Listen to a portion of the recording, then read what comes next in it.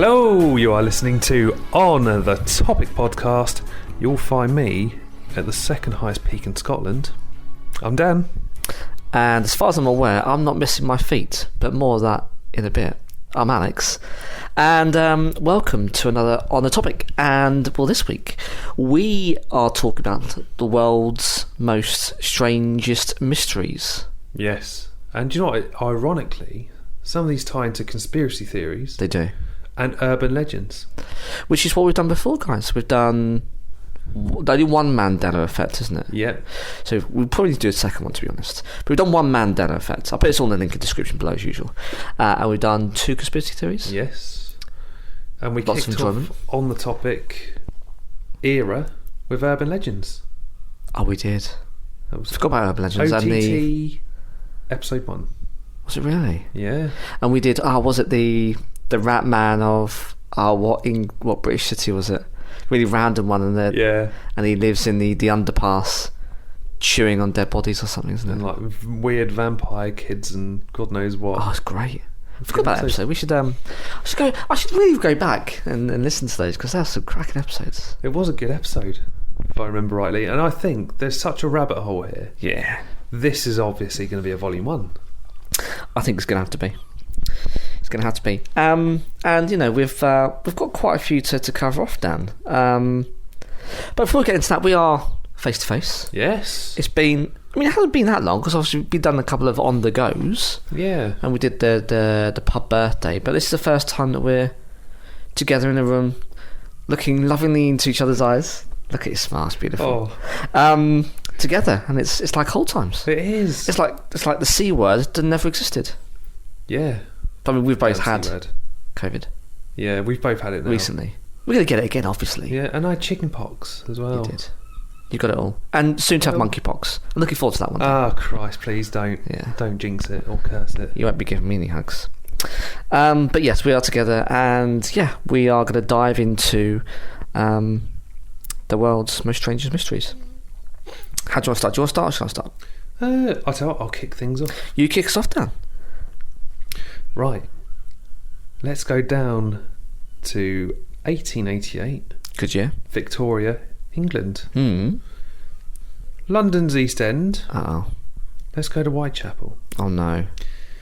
Now, Whitechapel in the 1800s was very much an overcrowded slum occupied by almost 1 million of the city's poorest citizens. Hmm. The streets stank of filth, and to be honest, living conditions were very harsh. Yes.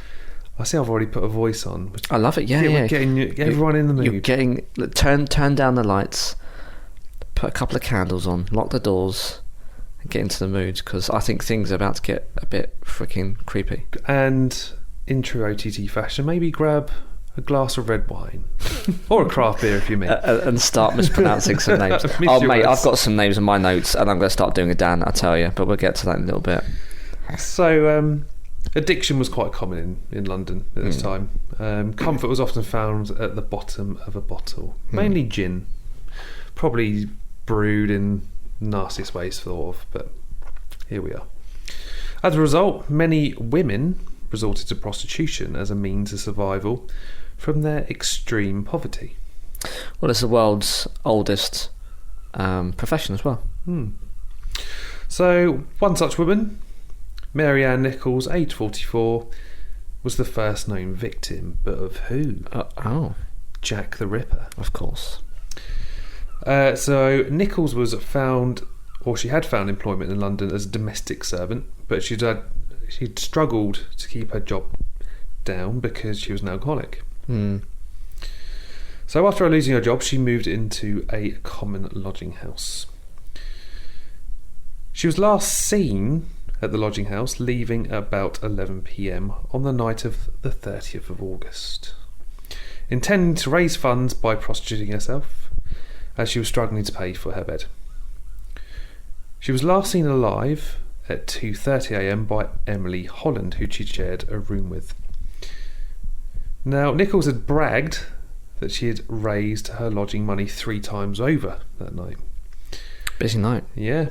But of course she spent all that money on alcohol. Ah. As you do. Yeah. As an alcoholic. However, she appeared unconcerned and the two parted ways. And then Nichols was last seen walking toward Whitechapel Road, where her body was discovered approximately 1 hour later. Oh. She's dead. Brown bread. The death of a prostitute wasn't really anything unusual in Whitechapel. And of course, being a prostitute is dangerous work even to this day. Yes. But the way Nichols had been killed was quite shocking. I'm not going to go into too much depth because I actually found it quite disturbing myself going down the road of doing my notes and all that stuff. So she was quite badly mutilated. So just to name a few wounds, so she'd had her throat cut very deeply, leaving 2 wounds, one of which had severed the tissue entirely down to the vertebrae. I mean, that's quite grim. Sharp knife. Her abdomen had been violated with incisions inflicted upon both sides, as though she'd been mutilated, and especially in parts that I don't want to talk about. No. We try to keep it a bit family friendly here, even though we swear a lot. Yes, I don't think, whatever time of day that our listeners are listening to this, wherever they're listening to, they perhaps don't need that detail. No. So I think you've done them a solid. So 1 week later, after the grim discovery of Nichols' body, we roll forward to Saturday the 8th of September, where we find the body of 47-year-old Annie Chapman. Oh. Chapman's throat, like Nichols', had been slashed and her vocal cords had been severed. So it's quite horrifying. She probably would have been unable to scream, and again, body was mutilated. In the autopsy, it was suspected that the killer took away certain body parts as a sick souvenir. Apparently, one of them was a kidney. Okay. Hold on to that thought. Do I have to?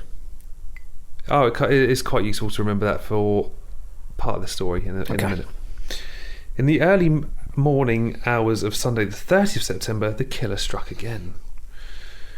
This time, claiming 2 victims merely hours apart. And this is known as the bloody double event. So they actually named it, which is quite weird. Yeah. But hey, here we are. The body of Elizabeth Stride, a 44-year-old, was found by Louis Diemschutz. I think I've got that right. It's a bit of a German name there. Diemschutz. As he drove his horse and 2-wheeled cart. Now, Diemschutz was the steward of the International Working Men's Education Club. Now, Stride's body was discovered in a poorly lit adjacent yard. Now, unlike the other victims, her body had not been mutilated, but blood was flowing freely from a single knife wound to her throat. What? But her body was still warm. So it actually suggests that Stride had only been killed shortly before Diemschutz's arrival. So he may have interrupted the killer while he was doing his thing. Several patrons of the club reported only leaving the premises between 12:30 and 12:50 a.m. and later reported to police that they had not observed anything amiss. So this man's very good. He hides amongst the shadows. It appears the killer was not satisfied with this death, and he struck 3/4 of an hour later. Here we go. Started. There we go. Catherine Eddowes. I think I've got that right again. 46-year-old who had been out drinking on the night of her murder. She was heavily intoxicated by 8:30 p.m. So, as I mentioned earlier, lots of alcohol in the 1800s in Whitechapel. Mm-hmm. And she'd been taken into custody to sober up. Was she safe? Absolutely not, because she was released by 1 a.m. Her body was found in Mitre Square, about a mile away from Stride's murder. Like previous victims, her throat had been severed. This time, the killer went further with his mutilation, disfiguring her face. He'd removed her nose. What? Her cheeks were slashed and cuts incised vertically through each of her eyelids. I got it wrong. It was actually her that had her kidney removed. So again, hold on to that thought. Right. Now, the police surgeon who conducted the post-mortem on Eddowes' body stated that he believed the mutilations would have taken only about 5 minutes to complete. 5 minutes. Quick work. Yeah, he doesn't mess around. Now, Mary Kelly was the last known victim of Jack the Ripper. Although she was much younger than her victim, she was only 25. Now, she was murdered on Friday the 9th of November. Kelly was killed within the small room that she rented at 13 Miller's Court off Dorset Street. So unlike the previous killed, she was murdered inside, not out on the streets, which makes this a little bit odd. Yeah. Now, this actually afforded the killer an extensive period to take their time in disfiguring and mutilating the body. Bit grim. During and after the murders, hundreds of letters were sent to the police department and local press claiming to be written by Jack the Ripper. Now, most of these letters, of course, were quickly deemed as fake, either written by people trying to create more terror or by journalists, much like what I do now, to sell more newspapers. Almost all the letters had been disregarded by Ripper experts as hoaxes, but it is possible at least one letter may have been a genuine clue from the killer. Oh. On the 16th of October, George Lusk, the president of the Whitechapel Vigilance Committee, received a 3-inch square cardboard box in the mail. Guess what was inside? Bit of liver? A bit of human kidney. Oh, kidney. Preserved in wine. The letter, including speller errors, read as follows. This is going to be quite difficult. So there's spelling errors in this. From hell, Mr. Lusk, saw I send you half the kidney I took from one woman and preserved it from you. T'other piece I fried and ate. I ate it. It was very nice. Grim. Tasty. I may send you the bloody knife that took it out if you want. A will longer. Signed, catch me when you can, Mr. Lusk. Now, medical reports found the kidney to be like the one removed from Catherine Eddowes, taken from the left side, but back then, of course, we didn't have any DNA testing, which made it impossible to be certain if it was hers. The Jack the Ripper murders presented the Victorian police the type of crime that they had little experience of handling. Detectives who dealt with the investigation into the murders found themselves hunting for a killer who was leaving very few clues. Now, the police, of course, lacked many of the techniques that we have now in the 21st century. And, you know, there's things missing like back then, like fingerprinting, modern forensics, and psychological profiling. Yeah. So it makes it very difficult to track your killer down. Even crime scene photography was a new technique back then, which probably isn't as utilised as well as it is today. No. The fact that the murders were committed in one of the most crime-ridden quarters of London, where the secrecy of criminal elements and of the Whitechapel residents' mistrust of the police also hampered the investigation. Nevertheless, there were several suspects who were questioned, including some of these names, Alex. John Pizer, aka Leather Apron. Oh. I mean, that sounds like a Batman villain. It does. Or it conjures images of someone covered in blood who is known to be a butcher, some description. Sounds questionable anyway. Yeah. There was Severin Klosowski, aka George Chapman, Francis Tumblety, and Aaron Kosminski. I think I've done quite well with the names. Well, yeah. For more than 100 years later, the Jack the Ripper murders remain one of the most famous and notorious mysteries in history. But it has inspired a whole industry of books, films, TV shows, and graphic novels.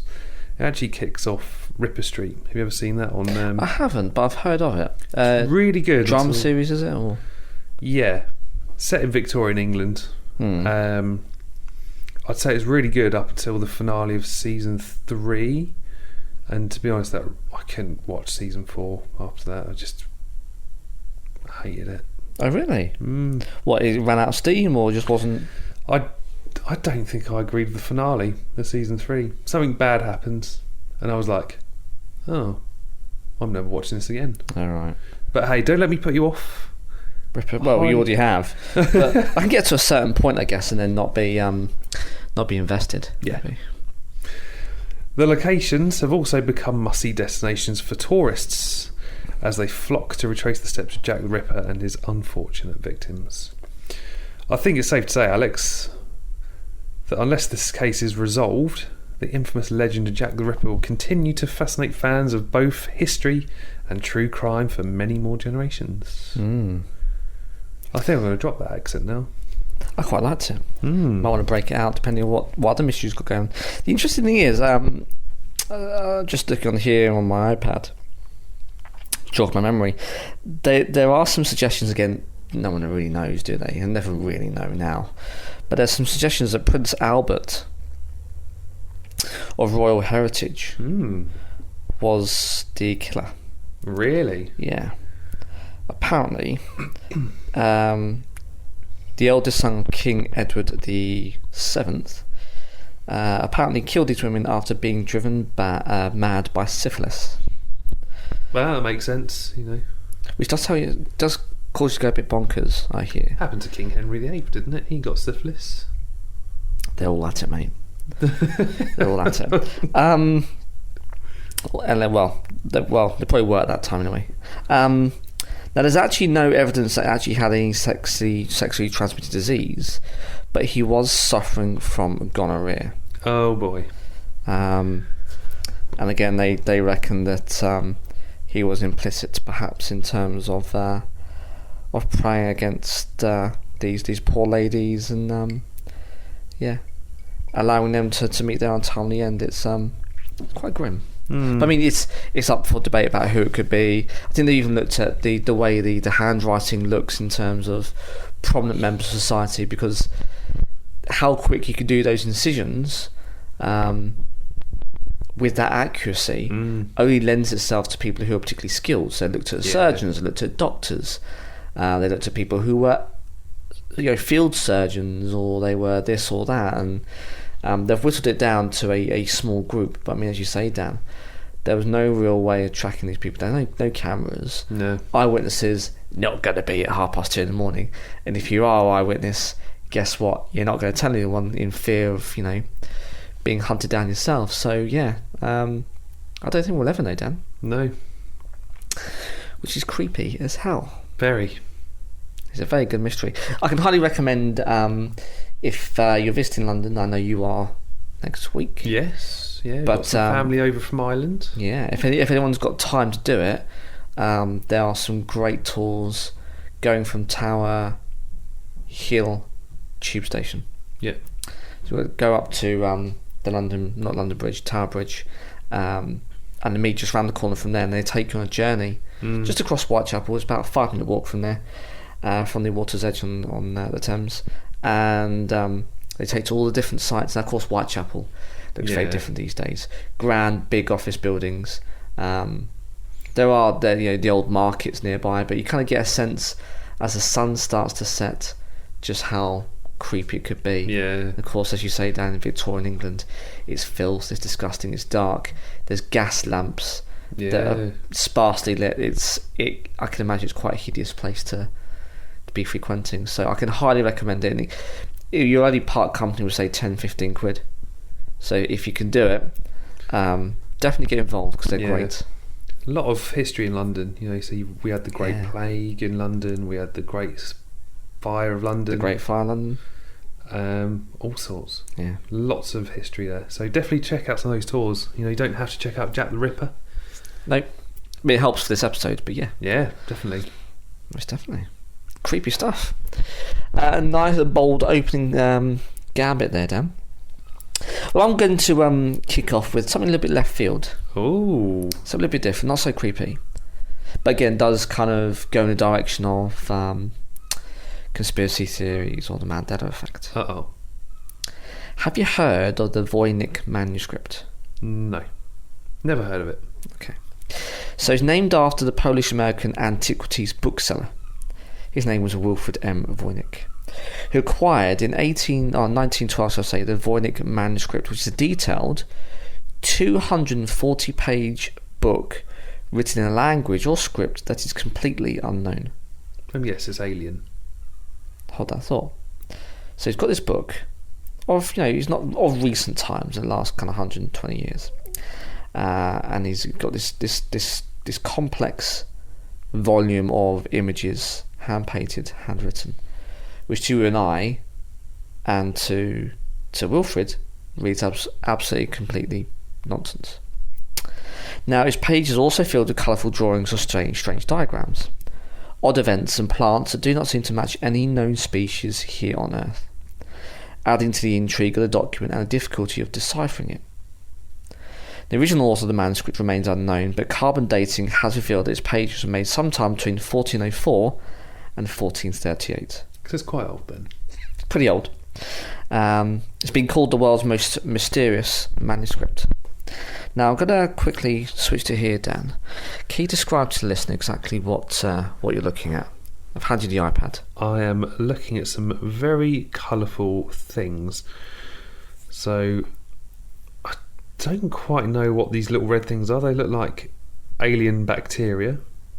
There's a blue thing, looks like a bit like a snowflake, and there's like a flowery looking thing. But it's quite beautiful for its It is, isn't it? Yeah. It's very odd. It's almost like a homemade kind of scrapbook from back in the day. I mean, you've got strange star charts. You've got plants that look like something out of Harry Potter. The what are the weeds that you pull up and they squeal? Those squealing shrub things. Yeah. Things like that, and these things don't exist. They're not in the world. Of course they don't. We don't have these things. The handwriting, again, I'm not too sure if you can see it, Dan. It's very eloquently scribbled, all joined up, but it's not in any language anyone recognises. And again, it's sort of quite beautifully written. It is. Lots of squiggles, lots of flowing words, which adds to the intrigue, because, of course, around this time, there's only a certain number of languages that people will be able to write in and be able to distribute freely. The printing press wasn't widely used at that time, I seem to recall, back in university days. So it's very difficult to be able to find someone to be able to do this, and they have. Now, theories around the origin and nature of this manuscript, well, some, like the historian artist Nicholas Gibbs, believe it was meant to be a pharmaceutical nature to address topics in medieval or early modern medicine. But yet, they're talking about things that don't exist. There's images in there of people, of plants, of star charts that just, they don't relate to anything in this world that we know of. Many of the pictures and herbs and plants hint at some kind of potential textbook for an alchemist. The fact that many diagrams appear to be of astronomical origin, combined with the unidentifiable biological drawings, have led to some fanciful theories to propose that the book, as you say, Dan, may be of alien origin. But then, if an alien is coming to Earth to capture and remember these things from a different place, a different planet, why use our technology, which is very basic, which is paper and pen or quill? Why not do it on your iPad or whatever? You know what I mean? Like, you're going to be, if you come from a different planet, why would you then revert? And sure, that's not the best and most accurate way to capture the knowledge that you hold from where you come from. But anyway, that's some ideas. There are some thoughts around this potentially being from a parallel universe. Interesting. Or from something like the Mandela effect, which is a bleeding of different alternate universes alongside our own. One of the most things that theorists can agree about, though, is that the book actually is unlikely to be a hoax, given the amount of time, money and detail that would have been required to make it. These things do cost money and a lot of time. And as I said, it's a 240-page book. It looks beautiful, as you say. It's got wonderful watercoloured images, and the wording and the writing is quite fantastic. And I can't imagine that was cheap back in the 1400s. Now, it's in itself quite remarkable, actually, that he has survived the sands of time and is still around. And many experts around the world, so linguists to artists, art historians and the rest of it, just do not know what they are looking at. To us, I don't know what I'm looking at. I don't know. It just looks beautiful. It is a lovely, detailed set of images. As I say, it's like someone's taken a scrapbook and has scribbled down their worldly knowledge, but the things in there are just absolute bonkers and don't actually look like anything we've got in this world. No. So we don't really know, Dan. In comparison to your mystery, this one's a little bit more sedate, but it's quite an interesting one. I would recommend, listener, if you can or you're interested, just Google it. You'll see it on the images very, very quickly. It's the Voynich manuscript. I'll put all the details in the description below. I'll list all the mysteries so you can go and find them at your leisure. As Dan suggests, I think you're spot on the money. They are lovely handmade images. But what of?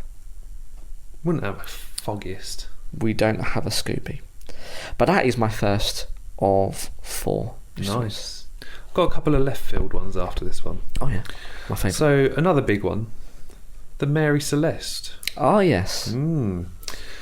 Now, on November the 7th, 1872, this 282-ton brigantine set sail from New York Harbour on its way to Genoa, Italy. It's quite a trip. No, I do not. Oh, he's dropping puns. Yeah. The dad jokes are here all night, guys. Yeah, I'm not even a dad. That's what makes it even worse. On board. That you know of. Wow. No, true that. Don't tell cheeks. Right. On board were the ship's captain, Benjamin S. Briggs, his wife, Sarah, and their 2-year-old daughter, Sophia, along with 8 crew members. Oh man, that doesn't bode well. We talk about the family. Oh no. On December the 5th, a passing British ship called Di Gratia, I think I've got that right, spotted the Mary Celeste at full sail and adrift about 400 miles east of the Azores. But guess what, Alex? What? No sign of the captain, his wife, his daughter, or any of the crew. No way. Aside from several feet of water in the hold and a missing lifeboat, the ship was actually undamaged, and it was loaded with 6 months' worth of food and water. Still intact. Still intact. And to get to the Azores, you've kind of made your trip, right?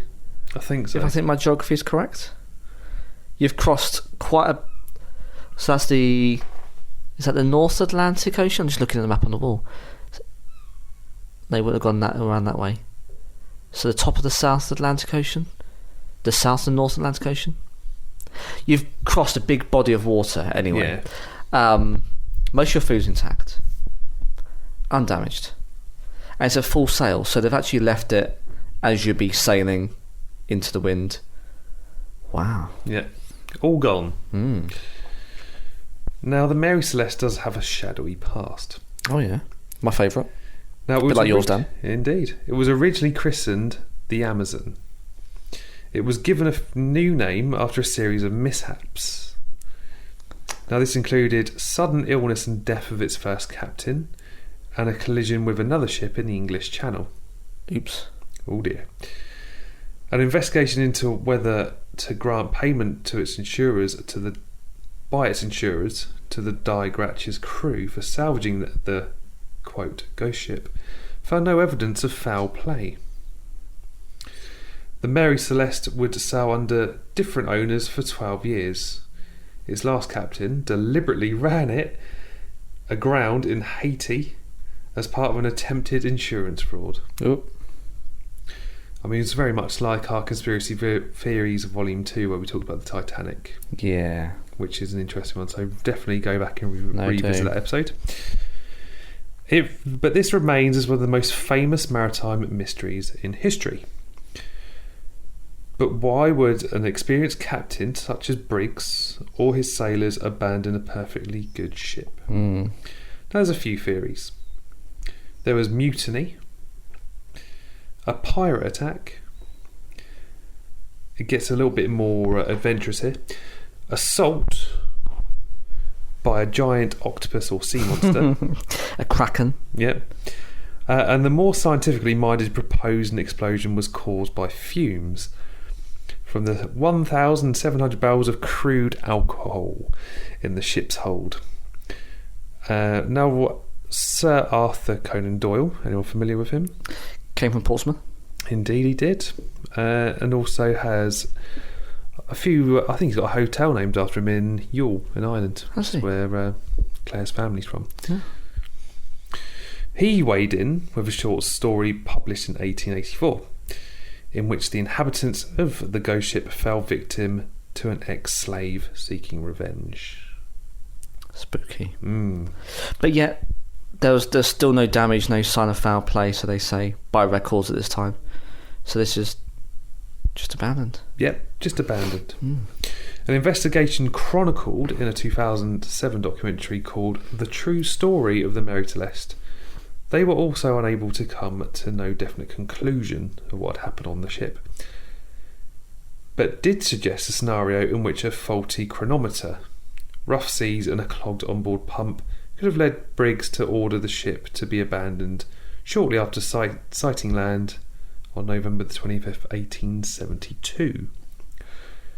According to the last entry in the ship's logbook made that morning, Mary Celeste was within sight of the Azores island of Santa Maria, some 500 miles from where the Die Gracia would find it 9 days later.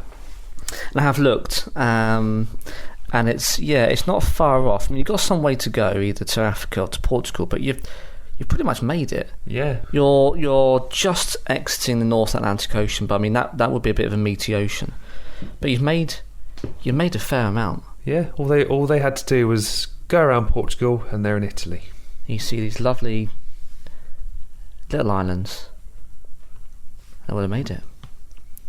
How interesting. But no one picked them up in the Azores, they don't think? No, complete mystery. Wow. So that's my second one. Bleak. Okay, speaking of bleak, we're going to dial it up now, Dan. Oh, here we go. The incident at the Here we go. Oh boy. The Dyatlov Pass. Have you heard of this? No. Something tells me I'm going to say this word again. The incident at the Dyatlov Pass. So, I'm going to tell you a story. Dan's going to take a glass of water. Settle down, boys and girls.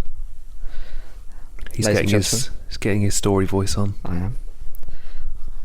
Put on your smoking jacket and your pipe. Dim your candle lights. We're about to fuck some shit up. The sun's starting to go down here, and we've got the lights on, and these lights flicker also, by the way. Ghosts. But the light is catching in beautifully for this story. It's got my good side, has it? It has. On the first night of February 1959, 9 ski hikers died mysteriously in the mountains of what is now Russia. Oh. So we already started off a bit grim. Now, the night of the incident, the group had set up camp on a slope, enjoyed some dinner, and prepared for sleep. But something went catastrophically wrong because the group never returned from their hike. Oh boy. Now, on the 26th of February, so that's nearly 4 weeks later, searchers found the hikers' abandoned tent, but it had been ripped open from the inside. Oh. Surrounding the area were footprints left by the group, some wearing socks, some wearing a single shoe, some barefoot, all of which continued to the edge of a nearby wood. So that would suggest that they were in a bit of a rush to get out. Now, that's where the first 2 bodies were found, shoeless and wearing only underwear.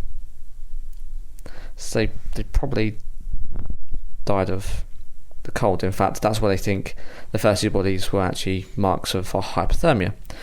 But as medical examiners inventoried the bodies, was other 7 that were discovered over the months that followed, hypothermia no longer made any sense. Oh boy. In fact, the evidence made no sense at all. One body had evidence of blunt force trauma consistent with a brutal assault. Okay, so maybe someone did him in.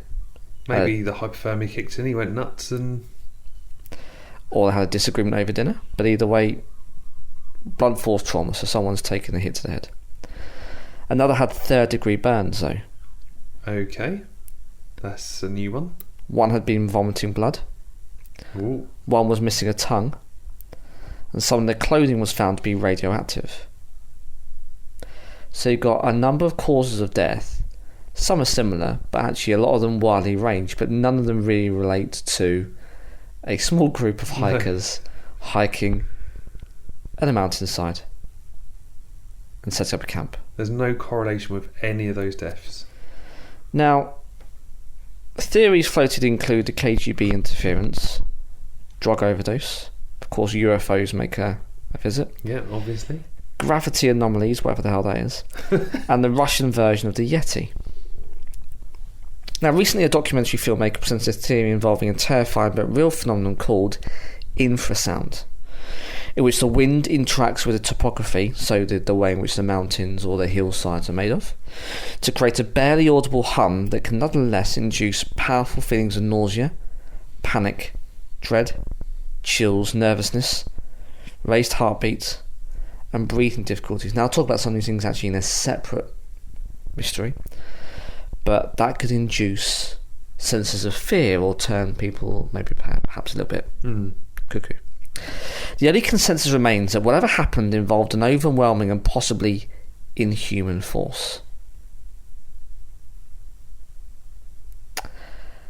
Yeah, odd one, Dan.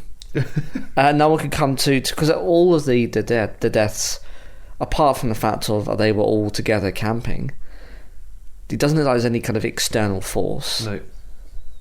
Why were they in a rush? Why did they, obviously, slash themselves out their tent? And then how have you got such a wide range of ailments or injuries? That is odd. Very strange. Doesn't make any sense because all the deaths are very different. Mm-hmm. You'd sort of expect to see all the deaths sort of be very similar. Yep. And surely, there was a group of them. Was it 9 skiers? They all died. 1 or 2 people. They could have probably fought them off, maybe. Mm. But there was no sign of any. Well, not there would be after that amount of time. But there was no evidence of external foul play. Very odd. Very strange. So that's the Dyatlov Pass, and sadly, 9 people met that untimely end. Ouch. Grim. Mm. So I go left field now. Oh yeah. Have you ever heard of the Flannan Isles Lighthouse? No. Let's go back to 1900. Tell me. 3 keepers of the Flannan Isles Lighthouse off the western coast of Scotland disappeared under the strangest of circumstances. Now, the lighthouse was manned by a 3-person team. So you have Thomas Marshall, James Ducat, and Donald MacArthur.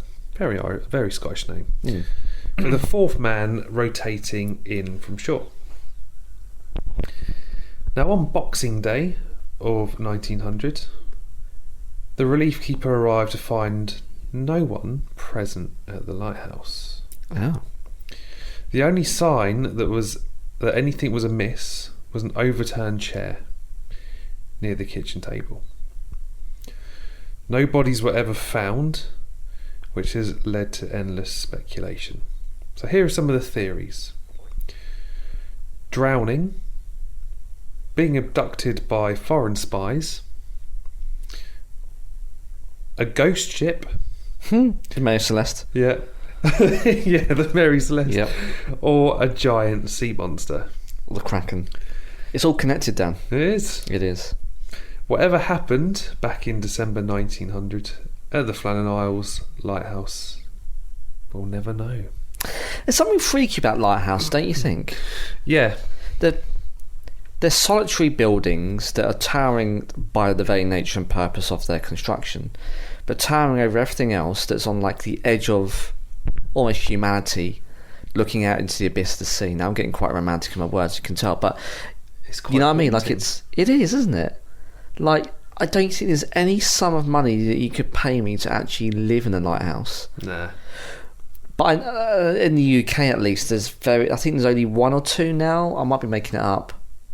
Probably am, listener. Well, the one in Southsea isn't on anymore. No. That stopped about, I want to say it was back in 2015. I might be wrong. But I think most of them are unmanned. They're all automated now. I think there's only 1 or 2. Maybe there is a 1 or 2 in Scotland that actually do have someone maintaining it, and that's just out of tradition. They don't have to.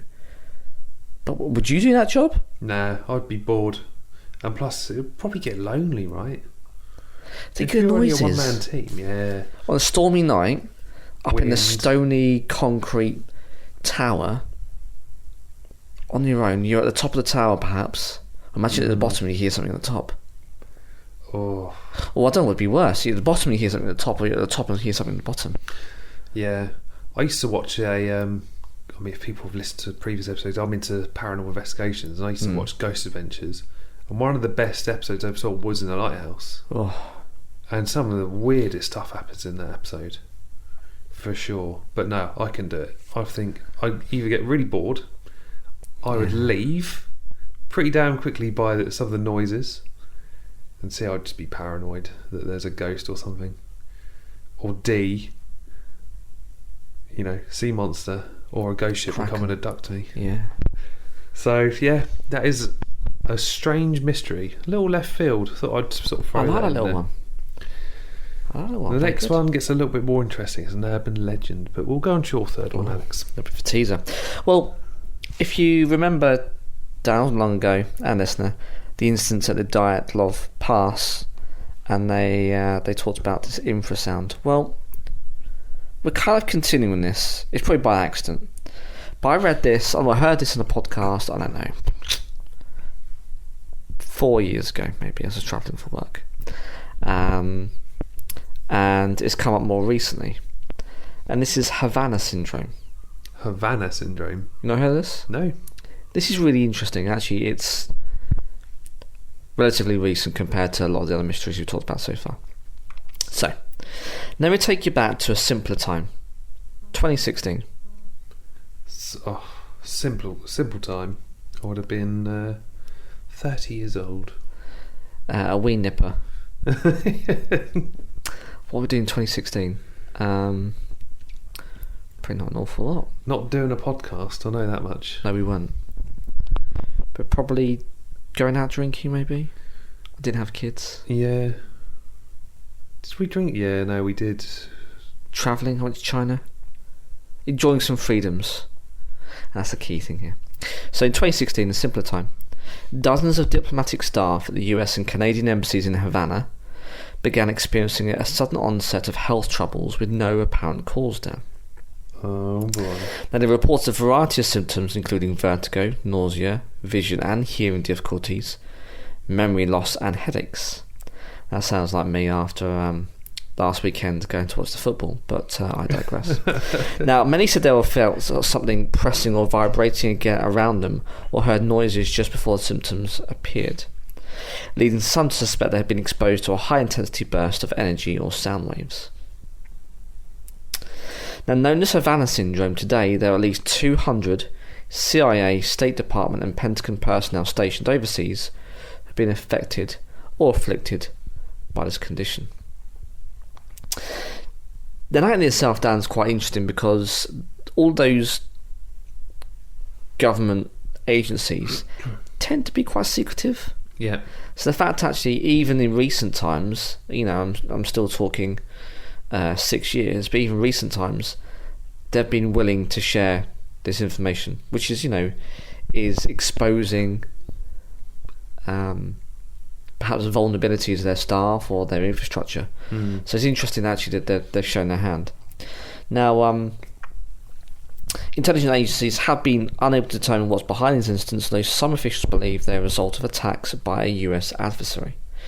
Now, a recent flurry of high-ranking US diplomats, spies and secret aides have been treated for Havana syndrome, probably signalling a escalation of some sort, intelligence analysts say. Now, interesting enough, and if it rings a bell, the reason why it might, Dan, because the most recent victims include a US diplomat in Serbia who was evacuated by the CIA about 3 months ago, according to the Wall Street Journal report, and an aide travelling with the CIA director William Burns in India also developed symptoms. This year, not sure if you heard of this guy or lady, Vice President Kamala Harris. Oh yes. Her trip to Vietnam was delayed after two officials at the embassy in Hanoi, lovely city by the way, shout out to our Vietnamese listeners, became ill. So she delayed her flight by about 2 or 3 days whilst they investigated why these people became ill. and it's been flagged by these government agencies. If you've got these symptoms, you're to notify the correct authorities as soon as possible, because it indicates that there could be an attack. Jesus. Or an attack in progress, but they don't know how, Dan. They don't know why. Now, actually, to that point, the CIA replaces Vienna station chief. So it's a big deal to be a chief of a CIA station, at least TV programs tell us. We can now go off, obviously, what the dramas tell us. But you're in charge of an important representation of the US arm of intelligence, right? Yeah. Well, they were removed for failing to adequately respond to reports of Havana syndrome-like symptoms by 24 intelligence officers and diplomats last summer. Ooh. So they ignored it. And the chief bigwigs in the CIA said, "You're going to lose your job, mate, because you didn't report this. It sounds like it was an attack." Now, the cause of these illnesses have not been identified, but one theory is that it's high-intensity microwaves may be to blame. Now, of course, if it's the US being affected, you'll suggest it's probably Russia who's at fault. And it's been well documented in history, dating back to Joseph Stalin, of using microwaves against the US to disrupt intelligence operations. And that is where they think that the cause of this really emanates. When they've done some investigations on the people who have recently suffered from this, now they know they're looking out for these things in these establishments. When they're investigating, they show signs or appearing of concussion to the brain, which are related to microwave or being received in microwaves. So they think that microwaves is a way in which to do it, and of course that way then it can pass through certain materials, through windows. You can easily point these things from quite a distance, if you've got the power behind it, to actually affect and to disrupt operations. Yeah. And so they reckon there's some kind of counter sleuthing of some description that is targeting the poor US officials, and they're getting quite poorly. But they still don't know why. No rhyme or reason. There's no real trail of microwaves. So I'm sure you guys know, if you've got one at home, it warms up your food lovely. But it doesn't really leave anything else much. That's the whole point of it, right? You don't want any kind of leftover residue from your microwave on your dinner. No, definitely not. Although rarely is it not the other way around, where your dinner is left inside the microwave. Do you ever find out when you accidentally overheat for something too long, it goes... Yeah. And you go, oh crap, and you run to the microwave, open it, and I don't know, potatoes explode inside, or the milk's are worst, right? Yeah. Stinks. 100%. And you're like, that's going to set, and I'm now going to spend the next half an hour scrubbing this bastard. Yeah. You know what I mean? I don't really use my microwave that often. I don't either. I prefer to cook from scratch, but it comes in useful. Connoisseur. For leftovers. Yeah, 100%. Zero food waste. But yeah, they're because of that, there's no real sign of foul play. But yeah, it's up until recently actually still been a thing, and it's affecting North American individuals. Just going to sidestep for a second. Let's go back to the microwave. Yeah. Where do you stand on reheating your Domino's or Pizza Hut in a microwave? No. No, 100% got to be cold. No. No? Oven. Oh, the oven. Yeah, do it in the oven. I've read somewhere that if you... I'm not saying you make it soggy, Dan, but if you sprinkle your Domino's... I don't have Domino's enough to be able to try this out, by the way. But if you sprinkle your Domino's with bits of water... You know, like if you get a part-baked bread, part-baked roll, and I'm not sure if anyone else does this, but if you run your hands under the tap and then rub pre-cooked the doughy roll... phallically rubbing this thing, but Dan knows you know what I'm talking about. I'm not propositioning you in. No, I do the same with naan bread. Yeah, so yeah. If you buy it from a superstore, I always sort of sprinkle it with a bit of 100%. water, bake it, and then it sort of stays nice and fluffy. Yeah, and there's some brown patches, and it cooks more evenly and looks lovely, and has a nice crunch. Apparently, you do that on a pizza, and it apparently does work in a microwave because. But it steams, right? Yep. Water immediately turns steam, reheats and steams the pizza to become fresh again. But it also so true is the fact of in an oven, and it gives it a new lease of life. Oh, there we so go. no, oven for me, just because I think you get a better taste and it all crisps up. But yeah, a little bit of water, Dan, goes a long, long way. Full of tips here. There you go. There we go. Culinary delights of Domino's. I do love a cold pizza, though. I'm not going to lie. Hungover or just generally? Generally. Oh, wow. Yeah. I can't be bothered to heat up. If it's in the fridge, it's cold. Fair game. It's fair game. Okay. Would you ever eat a pizza out of a bin? If you've discarded it in an act of lunacy, or perhaps whatever came across either these poor people in Havana or in the Dyatlov Pass, you've lost your mind. Instead of clawing your loved ones to death, you just ditch your Domino's pizza in an act of lunacy. In the morning, you wake up and think, actually, it's still in this box. Would you go dumpster diving? No. Even if it's in its box? Even if it's in its box? Yeah. Because I know what's been in the bin. Yeah. It's usually like cat litter and... Oh, yeah, actually, fair play. Maybe the You got principles. Yeah, I'm not touching that pizza. Okay, it's dead. It's gone. Okay, fair enough. But I wouldn't go that far. There's no lunacy here. It goes in the fridge and it comes out cold the next day. And you're savouring that. I mean, they're quite expensive too, aren't they? So you're not going to be throwing away that expensive pizza. No, definitely not. Other pizza establishments are available. Yes. We're not endorsed by Domino's. If Domino's want to get in contact with us or sponsor us, I'm not sure my waistline can actually can deal with the sponsorship, but I'll never say no. I never pass by good food. If you just want to give me a pizza a month, I'll be happy. And we'll plug your little advert in at the start of the episode. Why not? Let's do it. Come on, Domino's. Or Papa John's. Play them off each other. Yeah, my other half doesn't like Papa John's though. No? The garlic butter's a bit odd. It's quite solid. Whereas I quite like the drizzle of the sauce. Yeah. The garlic herb sauce. Yeah. Which is obviously just, Domino's. Perfect. Oh, so good. I know we've sidestepped there, but I just had to ask. Getting hungry. Because we're talking about microwaves. I could have a second dinner, Dan. I might have to have a snack when I get home. Lovely. Anyway, yes. This is my fourth and final mystery. Tell me. It's an urban legend. Have you heard of the Big Grey Man? We talked about the Grey Man on Netflix. Yeah, but this is a different Grey Man. Okay. He's a creature, an inhuman creature. My favourite. That is said to haunt the summit and passes of the second highest peak of Scotland, Ben Macdui. Oh, right. I think I've pronounced that right. I'm sure our Scottish listeners will get in contact to let us know otherwise. Otherwise, I'm 1/8 Scot, so I should really be doing this justice. It's even worse, yeah. In the native Scottish tongue, the creature is known as Amphir Liath Mor. Okay. So they've given him a name. So that's something from Lord of the Rings? Indeed. It's a bit like the Yeti of the Himalayas and Bigfoot, also known as Sasquatch, of the American Pacific Northwest. The big grey man, shall I say, has been seen by few eyewitnesses. So what makes this creature frightening? His physical characteristics don't resemble that of a bear, and this sightings can't be dismissed as bear sightings.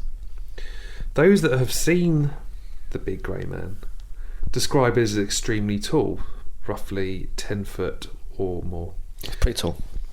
And human-like, but he has short hair, broad shoulders, like me, and long arms, not like me. So who's cutting this guy's hair then? I don't know. He's got to have a hairdresser if he's got short hair, right? Yeah. Or is he cutting it on his own? Oh, His little cave somewhere in the mountains. Now, nearly all reports of sightings include the sound of gravel crunching beneath footfalls. Scientists haven't been able to come up with any explanation for the sightings and the accompanying sounds. Now, psychologists have proposed that those who have supposedly seen and heard the Big Grey Man have been in a state of physical and mental anguish brought on by exhaustion and or isolation. Of course. This is the second highest peak in Scotland. This is quite tall. For now, though, the Big Grey Man remains a mystery, much like Sasquatch. But if you go to Scotland, listeners, and if you do run into the Big Grey Man, we want to know.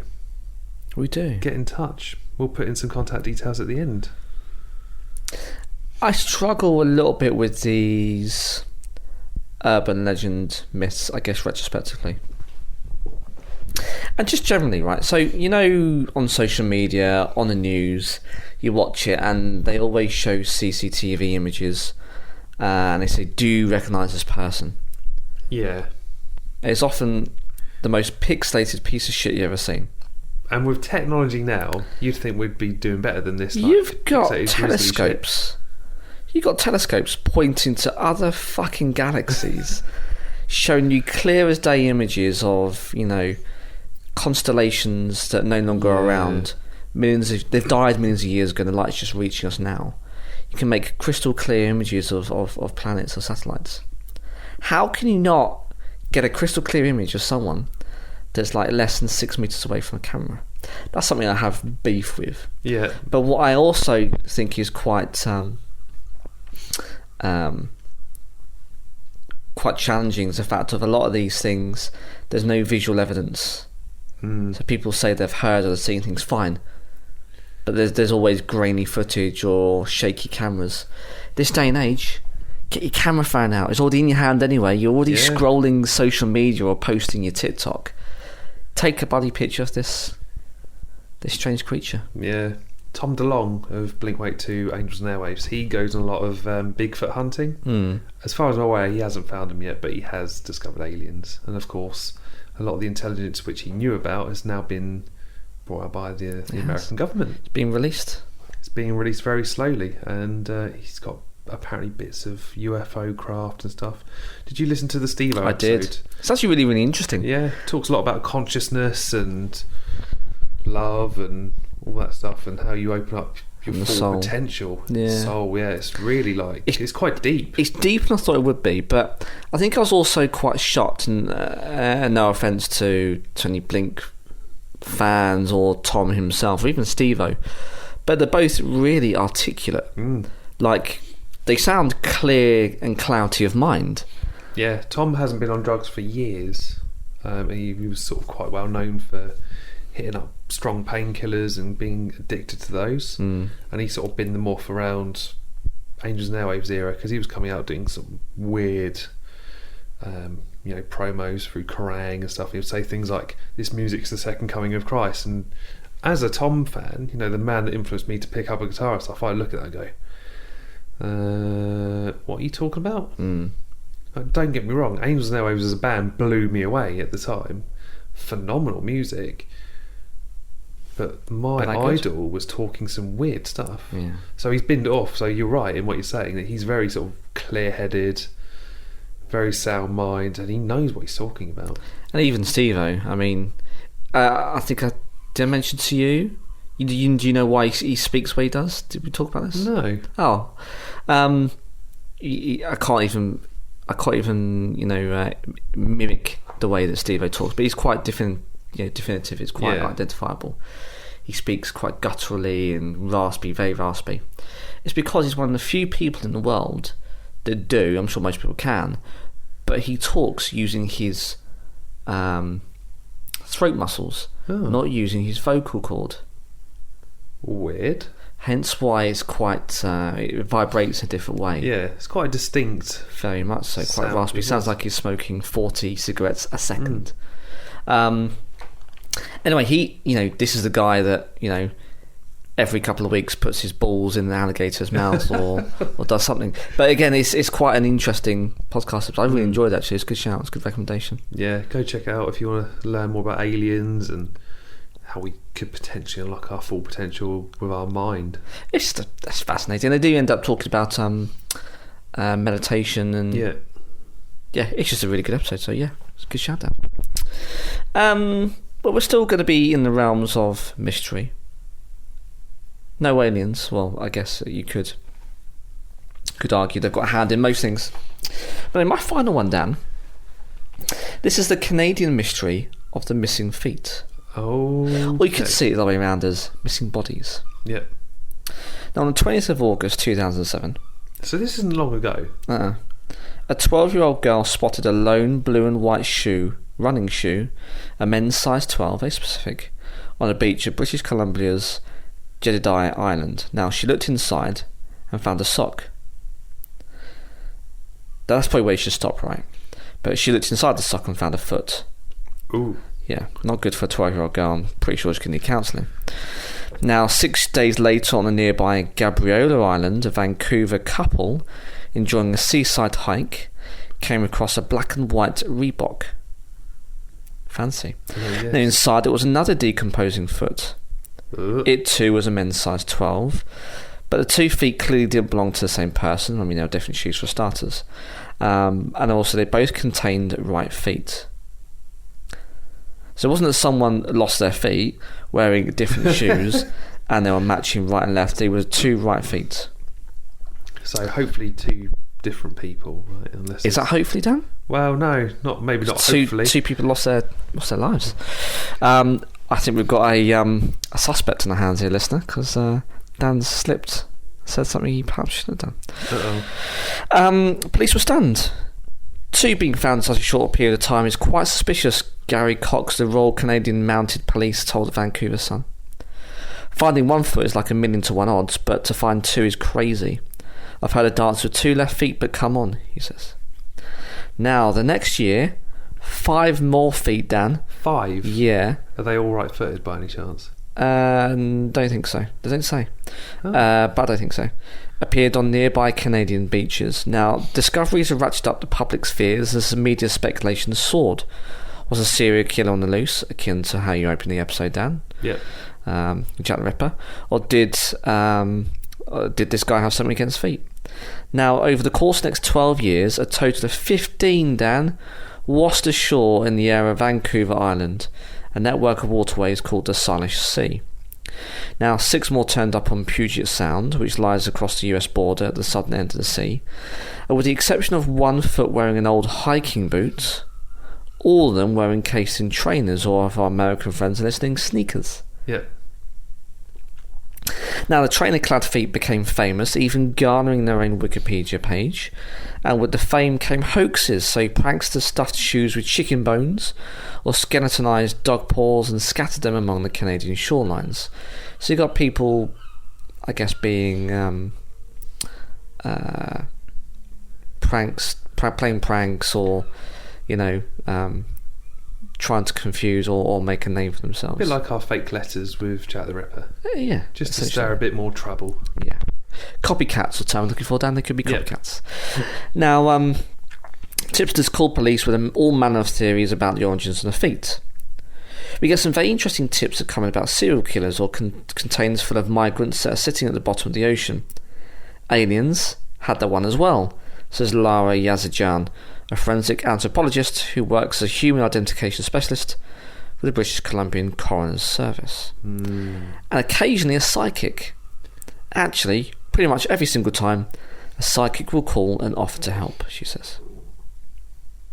On psychics, Dan, do you ever take one on your ghost tours? Ghost hunts? No. The guys we do it with, Southern Ghost Society, they don't really sort of believe in that sort of stuff. No. They don't bring them along. But no, interesting to talk about psychics. A lot of my team have gone to see a gentleman based in Portsmouth. I can't remember his name now. Paul. I know his first name's Paul. I can't remember the surname. Now they've all gone to see him. Now you make an appointment by just texting him. You don't give him any information. You don't say what your name is. Can I just book an appointment? Blah. There, that's it. You're done. Now they've all come back and they've said that he's come up with some phenomenally accurate stuff, like names, references to their past. So I do believe that there are people probably on a higher plane than us, or on their mind, I suppose. Is that the best way to put it? Like a different wavelength. Yeah. But sometimes I do think there are people that just charlatans. Yeah. Would you want to know if this person could tell you? Does he profess to tell you about your future, or is it just about your past? Little bits of your future as well. Apparently. Would you want to know? Do you know what, I've been toying with it. So this guy's only like 40 quid for an hour. So it's not great big bucks. Not a bad going rate. But equally, do I really want to hear what he's going to tell me? Do I want to know who's coming through and has a message? Yeah. So I just find that all a little bit freaky. But then, this is the guy that does ghost hunts every other week. So. True. You dabble in the same similar circles. I don't know. I don't think I'd want to know, Dan. No. Because then it's like predestination. And then you can sort of, you can alter your future. Yeah, but then there's like the grandfather paradox. Like if you went to go, I don't know if is that the paradox. No, it's not. Talk about something else in time travel. But there's another paradox in as much as if you know about your past or your future, so say, are you going to behave in such a way that it comes true? Yeah. So you're almost pushing it. Yeah, in the direction that you were told it was going to happen. Hmm. You know, I don't know. I don't think it's one though personally. No, not the future stuff anyway. Not for me. But anyway, we digress again. Now, scientists think there's a rationale for why we only have feet and not the rest of the bodies. So they don't actually explain why the bodies wash up. That's still a mystery. Yeah. But the exact cause is, Karan Raj, a surgeon with the NHS in the UK, but he's got a TikTok following, of course, explains it has to do with how sea scavengers break down bodies and modern trainer shoe design. So why would a certain shoe design, Dan, have a part to play in this, do you think? No idea. Well, Karan says it was actually because of the footwear industry. When a human corpse, this is grim, when a human corpse sinks to the bottom of the ocean, it is quickly set upon by scavengers. This means joints like the ankle and knee are easily entry points to the body and are largely made of soft tissue and ligaments as opposed to bone, which means, they're a tasty meal and easy made up of. It's also believed that the bizarre finds only begin when lighter and more buoyant shoes become available, Dan. Meaning that any detached foot is more likely to rise to the surface and wash ashore. So these sea scavengers are gnawing through the soft, tasty bits of your foot. Yeah. And then because it's attached to a lovely looking Reebok or Nike Classic, that then drifts off to the surface and washes ashore. Okay. So I think there's a good reason why it's only the feet, but they don't know why you've suddenly found an odd number of feet washing up on the shores in a particular area or coastline of Canada. Yes, interesting. So very odd. And again, it's quite a recent thing. I don't think they've had any recent instances. I mean, it could be that there was a serial killer, Dan, and they've gone about dispatching of people, and that's the evidence. Yeah. It could be that people sadly were taking their own lives, but surely they've done DNA testing or missing persons. I don't know. Like, they haven't found anything seemingly to link back to actual people. The origins. I'm not sure if you can go off much on a foot these days, but we talked about at the beginning of the episode, science. Yeah. I don't know, but it's very odd. The very mystery is still to be solved. Amazing. Feet, Dan. Feet. Now we did get one from the listener. Oh yeah. So we got Dan. He says, and this actually ties back nicely to what grinds your gears from last year. Oh yeah. How did we come? I don't know how this is a mystery, but it is. How did we come to a place in civilized society where wearing Crocs became acceptable? The iceberg goes deeper than that, though. You can get knockoff Crocs. Knockoff bloody Crocs. It's unbelievable. It's true. If you go to Primark and other low-cost clothing stores are available, they're there. And they're imitation Crocs. If it wasn't bad enough you can get the original and be seen out wearing them, seemingly these guys are at the cutting edge of we can hear the seagull in the background, guys. Love it. Sound of the Shitehawks. Yeah, sound of the South Coast. They've done a lot of barking recently. I'm not sure whether it's... Yeah, is it like mating season for them? I don't know, but we get quite a big flock around Fratton, and it's just insane. I'm noticing a lot of them. I think there's some nests around there. Yeah, they're on sale now. So seemingly that's fashion. Who's buying these Crocs? I don't know. I can tell you who is though. One of my friend's sons buys one, and his twin was proper ribbing about it. How old? I think they're 15. You do make some questionable choices as a teenager, don't you, clothing-wise? My other half questioned whether she should get some or not. So apparently they're very comfortable, to walk around the house. I hear this. Go do some gardening, all the good stuff. And then it becomes more of a, well, they are pretty comfy. I'm going to go shopping in them. Yeah. But then she was like, no. Thank God. Got to draw a line somewhere, haven't you? Yeah. But if you want to hear us ranting about Crocs, definitely go check out What Grinds Your Gears. Yes. I think we need to do a volume 2 of that, you know. Oh, yeah, there'll be loads more now. Yeah. Obviously, with the pandemic thrown in, there's all manner of things that annoy us. Oh, there's always something that annoys me. Something new every week. But the feelers out, let's do a volume 2. Let's do a volume 2. Done. Let's do it. I can't wait for that one. Well, that wraps up for Mysteries Volume 1, because I mean, it's a big rabbit hole. We could have been here all night talking about some of the weird stuff that goes on planet Earth. Indeed. So maybe we revisit that one again in a few months. Yeah, lots Sounds of like stuff. we need to do a Mandela Effect Volume 2 now. I know we do. God, we need to get our act together and figure out when and where we're doing this stuff, because we've got some other bits coming up, Alex. Have we? Yeah. Maybe not in the immediate future, but very close. We're going to do Cobra Kai, Season 5. It's not long. September, is it? September. Yeah. We're going to talk about the future of Marvel. So obviously where the podcast started, the bread and butter. Mm-hmm. We're going to talk about Morbius and Sony stuff as well. Yeah. And how, or why it's going what is going on. Amy Pascal, tell us, because we don't know. No, we can't figure it out, and obviously we'll talk about more of that. What else? I don't know whether we'll do a review of She-Hulk or not. Probably. I think we probably should. That's out soon, right? Yeah. Have you seen the teaser clip? I've seen the second trailer that was like a couple of weeks ago. Yeah. Where they've redone the CGI and it just looks better, less Shrekky. Less rubbery. Yeah. But yeah, there's a teaser clip now. They dropped it yesterday at the time of recording. It's just She-Hulk and Bruce just hanging out, training. It's quite good. Oh, I have seen this, yeah. They're bickering, yeah. It's good. Yeah. So maybe we'll do that as well, if by popular demand. But if you want to get in touch, if you want to let us know if there's anything you want us to actually cover, please, yeah. You can find us on Facebook, Twitter and Instagram at On The Topic Pod.